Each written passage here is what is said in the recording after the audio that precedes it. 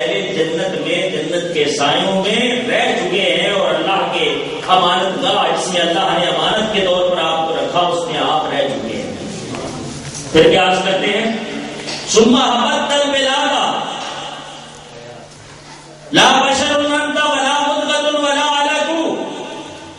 یا رسول اللہ جب آدم علیہ السلام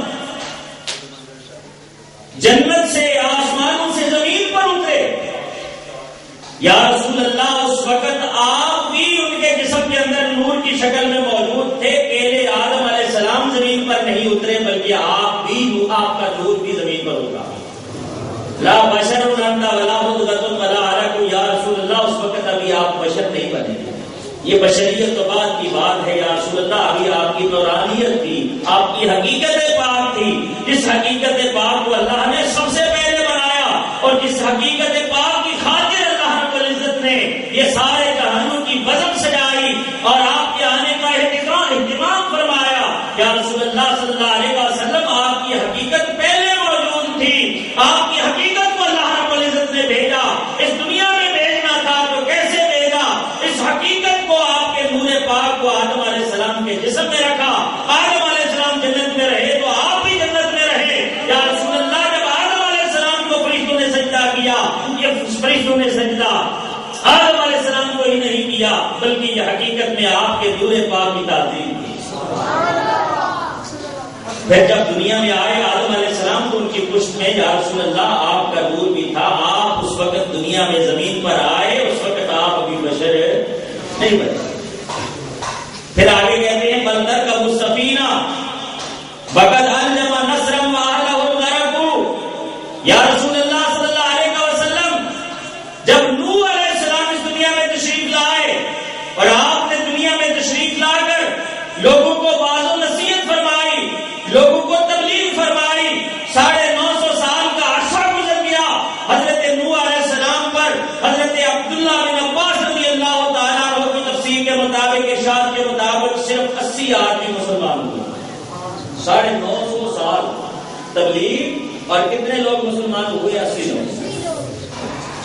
اور آپ کی عمر شریف 950 سال نہیں تھی. یہ تو اعلان نبوت کے بعد اور طوفان تک 950 سال آپ کی عمر شریف ہوئی ہے. ویسے آپ کی عمر شریف حضرت عبداللہ بن عباس رضی اللہ تعالیٰ عنہ کے ارشاد کے مطابق 1780 سال ہوئی ہے. 1780 سال 80 لوگ مسلمان ہوئے. آپ نے بڑا سمجھایا, لوگ نہیں مانے. اللہ رب العزت کی بارگاہ میں دعا کی کہ یا اللہ ان کو تباہ و برباد کر دے, ان کو ختم کر دے. اگر یہ زندہ رہے تو ان کی اولادیں بھی آگے پھر کافر اور مشرک ہوں گی. اللہ رب العزت نے کشتی بنانے کا حکم دیا اور کشتی میں آپ بھی سوار ہوئے, 80 لوگ بھی سوار ہوئے, جانوروں کو بھی سوار کیا گیا. حضرت عباس بن عبد المطلب حضور علیہ السلام کے صحابی حضور علیہ السلام سے دعا لے کر عرض کر رہے یا رسول اللہ جب نوح علیہ السلام کشتی میں سوار ہوئے تھے نا تو کشتی میں وہ اکیلے سوار نہیں ہوئے تھے بلکہ یا رسول اللہ آپ بھی اس کشتی میں سوار تھے. آپ کا نور پاک بھی وہاں سوار تھا, ان کی پشت کے اندر موجود تھا. اور پھر کیا ہوا, 5 مہینے تک یہ کشتی پانی کے اندر رہی اور اللہ رب العزت نے پانی میں اس کشتی کو خانہ کعبہ کی طرف متوجہ کر دیا اور مسلسل 40 دن تک یہ کشتی خانہ کعبہ کا طواف کرتی رہی. خانہ کعبہ کا طواف کرتی رہی اور خانہ کعبہ کا طواف کر رہی تھی یہ کشتی. اور اس کشتی کے اندر نوح علیہ السلام کے جسم مبارک میں کعبے کا کعبہ بھی موجود تھا. اللہ کے کعبے کا بھی, اللہ کے گھر کعبہ کا بھی کعبہ موجود تھا. یا رسول اللہ آپ اس وقت سوار تھے, کشتی میں سوار تھے جبکہ نصر بت اور اس کے ماننے والے جو لوگ ہیں ان کو پانی نے اپنے اندر ڈبو رکھا تھا. ان کو لگام پہنائی ہوئی تھی, ان کے منہ تک پانی آیا ہوا تھا, وہ پانی میں ڈوبے ہوئے تھے. یا رسول اللہ اس وقت آپ بھی اس کشتی میں سوار تھے. پھر آگے عرض کرتے ہیں حضور علیہ السلام کو مخاطب کر کے وَبَرَدْتَ نَارًا خَلِيلِ مُقْتَدِمًا. یا رسول اللہ جب نمرود نے خلیل اللہ ابراہیم علیہ السلام کو آگ میں ڈالا, خلیل اللہ ابراہیم علیہ السلام اکیلے آگ میں نہیں گئے. وَبَرَدْتَ نَارًا خَلِيلِ مُقْتَدِمًا. اس آگ میں یا رسول اللہ آپ بھی چھپ کر داخل ہو گئے. فِي صُلِّهِ أَنْتَ كَيْفَ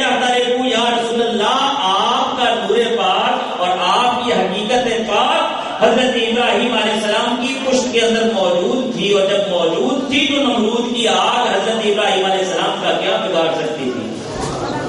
کیا بگاڑ سکتی تھی؟ دیکھیں یہی میلاد آپ جان کرتے ہیں، اور یہی میلاد حضور علیہ السلام کے پیارے چچا جان اور حضور علیہ السلام کے صحابی اہل بیت میں سے بھی ہے، صحابہ اکرام میں سے بھی ہے، حضور علیہ السلام سے اجازت مانگ کر اس جگہ پر کھڑے ہو کر رہے ہیں کہ حضور علیہ السلام فرماتے ہیں ما بین بیتی و منبری روضۃ من ریاض الجنہ، کہ میرے گھر اور میرے منبر کے درمیان جتنی جگہ ہے یہ جنت ہے، جنت کے باغوں میں سے باغ ہے، جنت میں ہے۔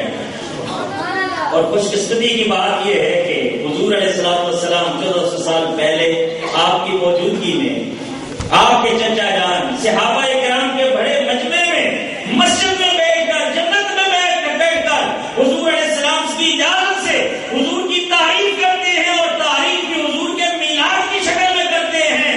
آج مبارک ہو آپ حضرات کو کہ آپ بھی جامع مسجد میں موجود ہیں اور حضور علیہ السلام کے سچے نائب کے سامنے موجود ہیں۔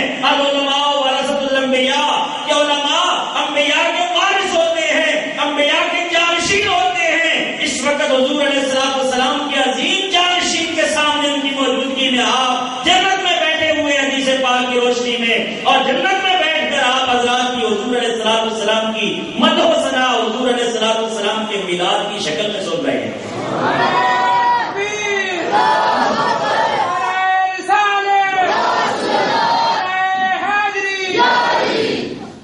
پھر حضرت عباس رضی اللہ تعالیٰ عنہ حضور علیہ السلام کو مخاطب کر کے عرض کرتے ہیں وَأَنْتَ لَمَّا وُلِدْتَ أَشْرَقَتِ الْأَرْضُ، یا رسول اللہ صلی اللہ علیہ وسلم جب آپ کی ولادت باسعادت ہوئی نا، تو آج ولادت باسعادت کا جب مہینہ آتا ہے یا دن آتے ہیں، حضور علیہ السلام کے عاشق جھنڈیاں لگاتے ہیں، چراغاں کرتے ہیں، روشنیاں کرتے ہیں، اور لوگ یہ کہتے ہیں کہ یہ فضول خرچی کرتے ہیں، فضول خرچی نہیں کرنی چاہیے، فضول خرچی نہیں کرنی چاہیے، حالانکہ ان کو پتہ نہیں ہے کہ یا رسول اللہ صلی اللہ علیہ وسلم جب آپ کی ولادت ہوئی تھی نا، تو آپ کے نور پاک سے اللہ رب العزت نے ساری زمین کو روشن کر دیا تھا اور آسمان کے کناروں کو بھی روشن کر دیا تھا۔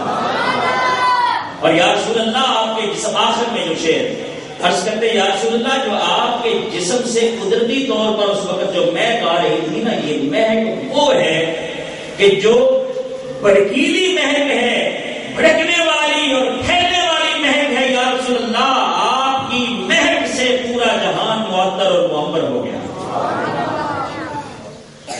ہمارے پیارے آقا و مولا صلی اللہ تعالی علیہ وسلم، آپ کو اللہ رب العزت نے بڑی شان و شوکت کے ساتھ دنیا میں بھیجا۔ کبھی تو آپ کے آنے کے لیے آدم علیہ السلام کی پشت کو منتخب کیا، کبھی بی بی حوا کے جسم کو منتخب کیا، کبھی نبی اللہ شیش علیہ السلام کے جسم کو منتخب کیا، کبھی خلیل اللہ ابراہیم علیہ السلام کے جسم کو منتخب کیا، کبھی ذبیح اللہ اسماعیل علیہ السلام کے جسم کو منتخب کیا، اور پھر آگے جن جن لوگوں میں یہ حضور علیہ السلام کا نور پاک آیا، حضور علیہ السلام کا ارشاد گرامی سنیں۔ آپ ارشاد فرماتے ہیں کہ اللہ رب العزت نے حضرت ابراہیم علیہ السلام کی اولاد میں سے اسماعیل علیہ السلام کو چن لیا، اسماعیل علیہ السلام کی اولاد میں بنو کنانہ کو چن لیا، بنو کنانہ میں سے اللہ رب العزت نے قریش کو چن لیا، قریش میں سے اللہ رب العزت نے بنو ہاشم کو چن لیا، بنو ہاشم میں اللہ رب العزت نے مجھے رکھا، انا خیرہم نفسا و خیرہم بیتا، میں تمام لوگوں سے اپنی ذات کے اعتبار سے بھی افضل و اعلیٰ ہوں اور اپنے خاندان کے اعتبار سے بھی افضل و اعلیٰ ہوں۔ جبریل امین کہتے ہیں کلمت مشارق الارض و مغاربها لم ارى رجلا افضل من محمد صلی اللہ علیہ وسلم فلم ارى بني ابن افضل من بني ہاشم۔ یا رسول اللہ میں زمین کے مشرق کو بھی دیکھا ہے، مغرب کو بھی دیکھا ہے، زمین کا چپا چپا میں نے دیکھا ہے۔ یا رسول اللہ صلی اللہ علیہ وسلم میں نے زمین کے مشرقوں میں اور مغربوں میں آپ جیسا فضیلت والا اور بزرگی والا کوئی اور آدمی نہیں پایا، اور آپ کے خاندان جیسا بزرگی والا خاندان اور کوئی نہیں پایا۔ وہ ہمارے پیارے آقا و مولا صلی اللہ علیہ وسلم، کیا آپ کے آباء و اجداد میں ایک نام ہے آپ کے پردادا حضرت ہاشم، آپ کے آبا و اجداد اور آپ کی مائیں حضرت بی بی حوا تک جتنے یہ نفوس قدسیہ ہیں، جتنے یہ بہترین لوگ ہیں، جب ان کے جسم میں حضور علیہ الصلوۃ والسلام کا نور مبارک جلوہ گر ہوتا تھا، سیرت کی کتابیں پڑھ کر دیکھیں، جس باپ کی پشت میں یہ نور آیا، جس ماں کے ریح میں یہ نور آیا، جب یہ نور آتا تھا تو ان کے کا جسم مبارک اور ان کا چہرہ مبارک چاند کی طرح چمکتا تھا۔ انسان کو انسان جانوروں تک کو پتہ چل جاتا تھا کہ یہ وہ بندہ ہے یا یہ وہ اللہ کی بندی ہے کہ جس کو اللہ رب العزت نے اپنے حبیب پاک صلی اللہ علیہ وسلم کے نور کی امانت کے لیے چن لیا اور ان کے جسم سے قدرتی طور پر بغیر خوشبو لگانے کے کستوری کی خوشبو آتی۔ یہ حضور علیہ السلام کے ابا سب اچھے اخلاق کے مالک، کسی میں کوئی بری عادت نہیں تھی، برا خلق نہیں تھا، سب اچھے اخلاق کے مالک۔ حضرت ہاشم کو ہی دیکھ لو، حضرت ہاشم چہرہ چمکتا تھا، نور اس کے چہرے سے ظاہر ہوتا تھا، جسم سے خوشبو آتی تھی، اور جب مکہ مکرمہ میں اور عرب میں قحط پڑ گیا اور اس قحط کے زمانے میں لوگ حج کرنے کے لیے مکہ مکرمہ میں آتے تھے، حضرت ہاشم آپ اناج آپ نے دوسرے شہروں سے منگوایا اور منگوا کر روٹیاں پکائی، روٹیاں پکا کر ان کی چوری کی، چوری کر کے اونٹوں کو ذبح کیا، ذبح کر کے اونٹوں کا گوشت بنا کر شوربے میں ان روٹیوں کی چوری بنائی اور چوری بنا کر عرب والوں کو بھی کھلائی اور اللہ رب العزت کے گھر کے مہمانوں حاجیوں کو بھی کھلائی۔ صرف انسانوں کو نہیں بلکہ جانوروں تک کو بھی آپ یہ چوری کھلاتے ہیں۔ حضور علیہ السلام کے پردادا جان، پھر آپ کے دادا جان حضرت عبد المطلب رضی اللہ تعالیٰ عنہ، وہ عظیم ہستی ہیں، وہ عظیم ہستی کے چہرہ چودھویں رات کے چاند کی طرح چمکتا تھا۔ سیرت کی کتابوں میں ان کا ایک لقب مشہور ہے، قمر البطحا، بطحا کا یعنی مکہ کا چاند۔ حضرت عبد المطلب مکہ کا چاند، کیوں مکہ کا چاند؟ کہ یہ چاند حضور علیہ السلام کا کے دادا جان ہیں اور حضور علیہ السلام کا نور اللہ نے ان کے جسم میں رکھا ہوا ہے۔ حضرت عبد المطلب لوگوں کو غلط کاموں سے روکتے تھے، لوگ گناہ کرتے تھے، یہ لوگوں کو گناہ سے روکتے تھے۔ لوگ بیٹی پیدا ہوتی تھی تو اس کو اپنے لیے شرمندگی سمجھ کر، باعث آر سمجھ کر زندہ بیٹی کو دفن کر دیتے تھے۔ حضور علیہ السلام کے دادا جان حضرت عبد المطلب ان کو روکتے تھے کہ یہ کام ٹھیک نہیں ہے، اللہ کو پسند نہیں۔ حضرت عبد المطلب وہ ہستی ہے کہ آپ کا دسترخوان بچھا رہتا تھا، لوگ آتے کھانا کھاتے اور آپ کا دسترخوان صرف انسانوں کے لیے نہیں بچھا ہوا ہوتا تھا بلکہ آپ کا دسترخوان جانوروں کے لیے اور پرندوں کے لیے بھی بچھا ہوا تھا۔ پہاڑوں کی چوٹیوں پر جا کر پرندوں کو بھی آپ کھانا کھلایا کرتے تھے، اس لیے آپ کا لقب ہے مطعم الطیر، پرندوں کو بھی کھانا کھلانے والا۔ یہ ہمارے پیارے آقا و مولا صلی اللہ تعالیٰ علیہ وسلم کے دادا جان، دادا جان۔ پھر حضرت عبد المطلب آپ ایک اور بات میں عرض کرنا چاہتا ہوں کہ حضرت عبد المطلب رضی اللہ تعالیٰ عنہ بڑے نیک، بڑے پاشا، بڑے خدا خوف، لوگوں کو نیکی کا حکم دینے والے، برائی سے منع کرنے والے، قریش کے سردار، مکہ کے سردار، مکہ کے رئیس، کعبہ کے متولی۔ آج آب زمزم کو ہر شخص جانتا ہے کہ زمزم پانی حضور علیہ السلام ارشاد فرماتے ہیں ماء زمزم لما شرب له، کہ زمزم کا پانی جس مقصد کے لیے پیا جائے، جو دعا کی جائے وہ دعا اللہ پوری فرماتا ہے۔ زمزم کے کنویں کو قبیلہ بنو جرہم کے لوگوں نے بند کر دیا تھا جب ان کو مکہ مکرمہ سے نکالا گیا۔ حضرت عبد المطلب کے گھر میں پہلا بیٹا پیدا ہوتا ہے حارث۔ آپ کو خواب میں حکم ملتا ہے کہ عبد المطلب وہ زمزم کا کنواں جو بنو جرہم نے بند کر دیا ہے، یہ سعادت آپ کے حصے میں ہے کہ آپ نے اس کنویں کو نئے سرے سے کھودنا ہے اور صاف کرنا ہے۔ اب قیامت میں آنے والے لوگ وہاں جا کر حاضری دیتے ہیں اور جی بھر بھر کر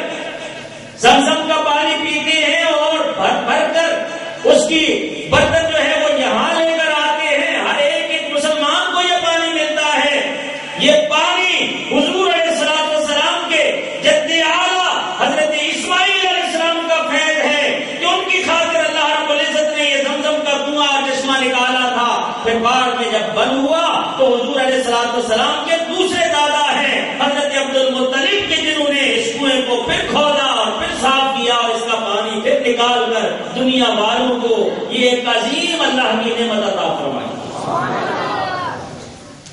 بزرگوں اور دوستوں، حضرت عبد المطلب کے ہاں ایک بیٹا ہے اور آب زمزم کا کنواں جو ہے اس کو صاف کر رہے ہیں۔ عرض کرتے ہیں الہ العالمین اگر مجھے تو 10 بیٹے عطا فرمائے تو ایک بیٹا میں تیری بارگاہ میں قربانی کے لیے پیش کروں گا۔ 10 بیٹے ہوتے ہیں، قرآن نکالتے ہیں تو حضرت عبداللہ کے نام نکلتا ہے، ان کو ذبح کرنے کے لیے تیار ہو جاتے ہیں تو خاندان کے لوگ منع کرتے ہیں کہ بیٹے کو ذبح نہ کرو، اتنا خوبصورت بیٹا ہے، 14ویں رات میں چاند کی طرح ان کا چہرہ چمکتا ہے، اتنے حسن والا، اتنے جمال والا، اور جسم سے قدرتی طور پر مزدوری کی مہک آتی ہے۔ اس طرح کرو کہ تم 10 اونٹ ایک طرف رکھ لو، ایک طرف اپنا بیٹا پورا اندازی پورا ڈالو، اگر پورا آ جاتا ہے اونٹوں کے نام کو ذبح کر دو۔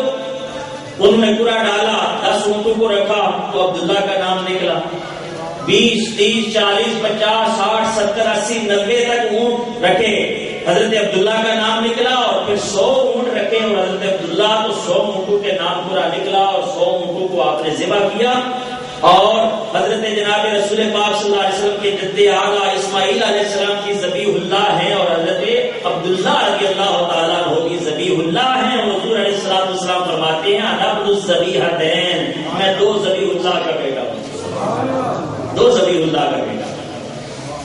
تو حضرت عبداللہ بڑی عزت والے، بڑی عظمت والے، بڑے حسن والے، بڑے جمال والے، اور حضور علیہ السلام کا نور پاک اللہ نے ان کے جسم میں امانت کے طور پر رکھا ہوا ہے۔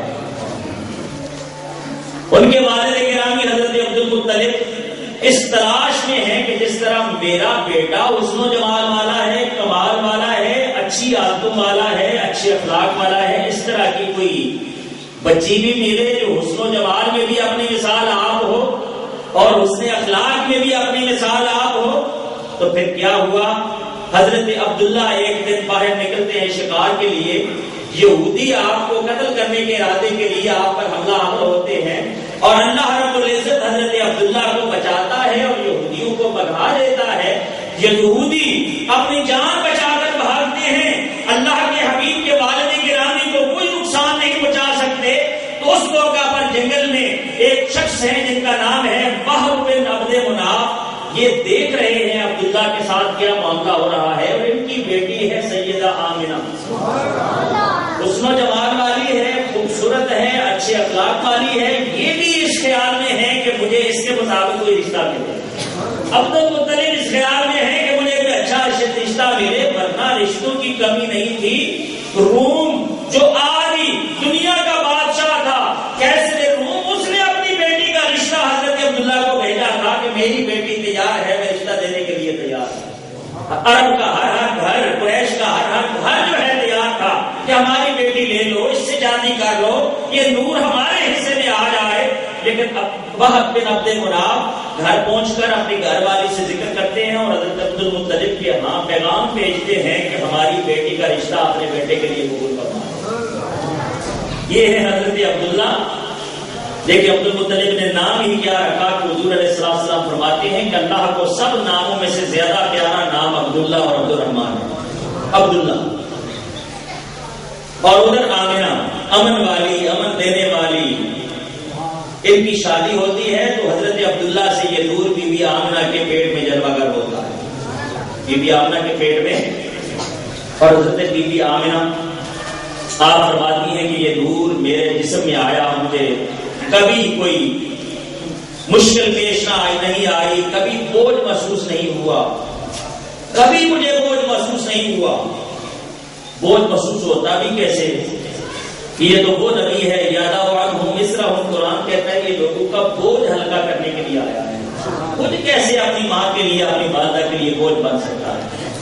پھر بی بی آمنہ آپ فرماتی ہیں کہ مجھے بار بار خواب میں بزرگ ملتے ہیں، پہلے مہینے میں آدم علیہ السلام ملتے ہیں، دوسرے مہینے میں نوح علیہ السلام ملتے ہیں، تیسرے میں نوح علیہ السلام ملتے ہیں، چوتھے میں ادریس علیہ السلام ملتے ہیں، پانچویں مہینے میں ہود علیہ السلام ملتے ہیں، چھٹے مہینے میں حضرت ابراہیم خلیل اللہ ملتے ہیں، ساتویں مہینے میں اسماعیل ذبیح اللہ ملتے ہیں، آٹھویں مہینے میں موسیٰ کلیم اللہ ملتے ہیں، نویں مہینے میں عیسیٰ روح اللہ کلمۃ اللہ ملتے ہیں۔ کہتے ہیں آمنہ تیرے پیٹ میں جو بچہ ہے یہ کوئی عام بچہ نہیں ہے، یہ سب رسولوں کا رسول ہے، اس امت کا بھی رسول ہے جو اللہ رب العزت کا حبیب ہے۔ اے آمنہ جب یہ بیٹا پیدا ہو اس کو اللہ کی پناہ میں دے دینا اور اس کا نام رکھنا محمد صلی اللہ علیہ وسلم۔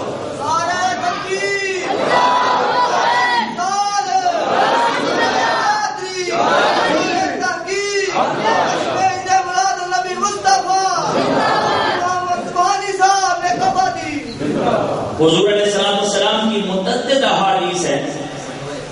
حضور علیہ السلام سے صحابہ اکرام سوال کرتے ہیں یا رسول اللہ صلی اللہ علیہ وسلم ہمیں اپنی ذرا ابتدائی باتیں سنائیں، پرانی باتیں سنائیں، تو حضور علیہ السلام فرماتے ہیں کہ میں تمہارے باپ حضرت ابراہیم علیہ السلام کی وہ دعا ہوں جو انہوں نے خانہ کعبہ کی تعمیر کے وقت دعا مانگی کہ یا اللہ میری اولاد میں ہمیں بھی اپنا فرما بردار بنا، میری اولاد میں بھی ایک امت مسلمہ ہو، اس امت مسلمہ میں یا اللہ تو ایک عظمت والا رسول بھیج، اس لیے بھیج کہ یا اللہ تیری آیتیں پڑھ پڑھ کر آ کر لوگوں کو سنائے اور لوگوں کو کتاب بھی سکھائے، لوگوں کو حکمت اور دانائی بھی سکھائے اور لوگوں کو پاک اور صاف بھی کر دے۔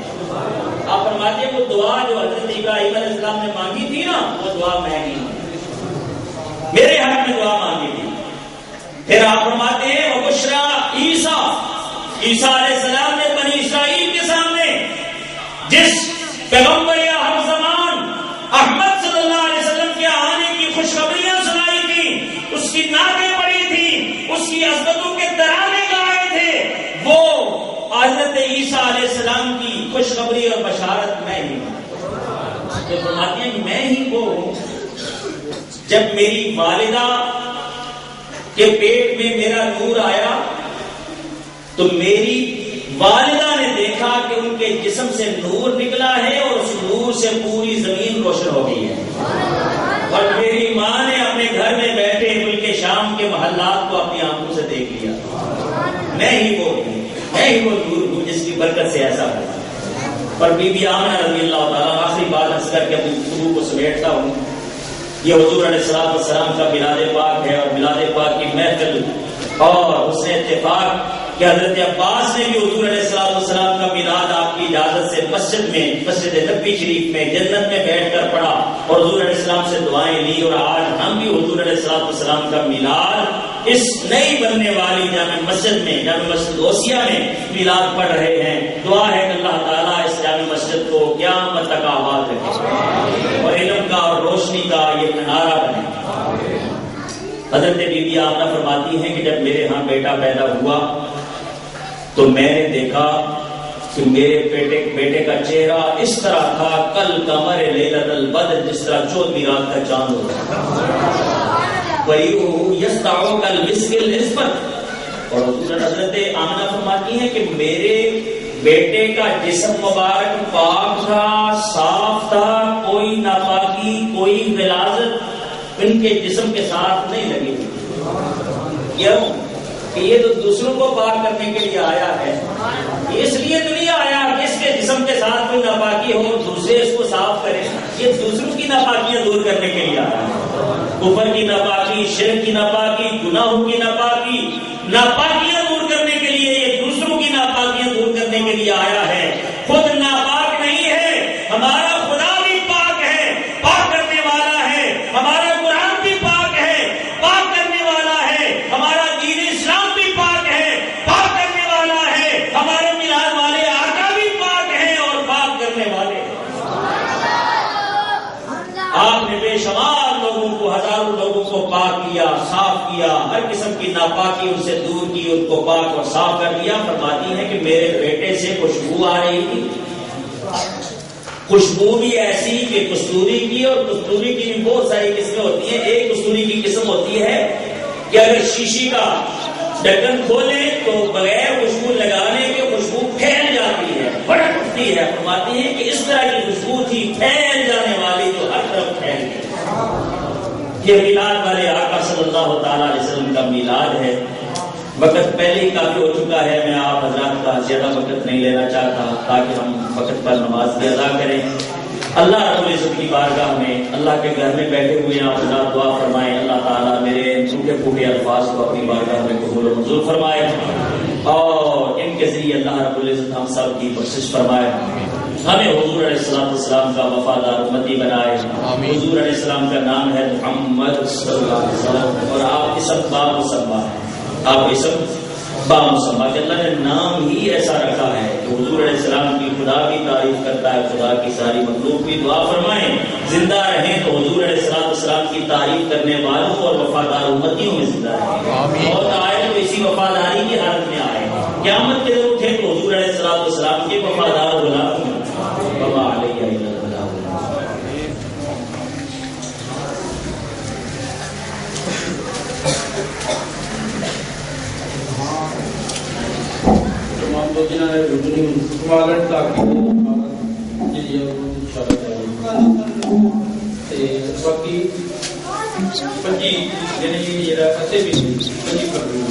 ان شاء اللہ تعالی